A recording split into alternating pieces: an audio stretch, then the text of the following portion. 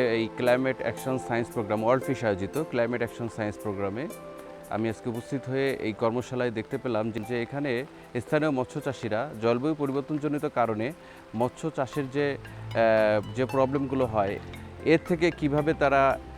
অভিযোজনের মাধ্যমে কিভাবে বের হয়ে আসবে এবং কী প্রক্রিয়া অবলম্বন করলে এই যে জলবায়ুজনিত কারণে মাছের উৎপাদন যে কমে যাচ্ছে বা মাছের রোগ হচ্ছে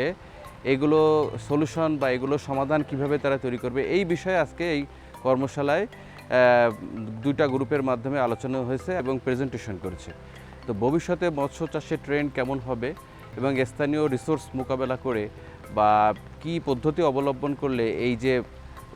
জলবায়ুর যে অভিযোজন মোকাবেলা করে মৎস্য চাষের যে ধারাবাহিক যে উৎপাদন প্রক্রিয়া অব্যাহত রাখা যায় সেই বিষয়ে এখানে বিস্তারিত আলোচনা হলো এবং একটা সলিউশনের দিকেও এগোচ্ছে এবং এই যে সলিউশনগুলো স্থানীয়ভাবে তৈরি এবং এই সলিউশনগুলো ব্যবহার করলে মৎস্য চাষের উৎপাদন বাড়বে এবং জলবায়ু পরিবর্তনজনিত যে সমস্যাগুলো সেইগুলো অভিযোজন প্রক্রিয়াগুলো এখানে ব্যবহৃত হবে। তো ওয়ার্ল্ড ফিশ যে প্রোগ্রামটা নিয়েছে মৎস্য চাষের ক্ষেত্রে এটা খুব গুরুত্বপূর্ণ ভূমিকা পালন করবে বলেই মনে করি।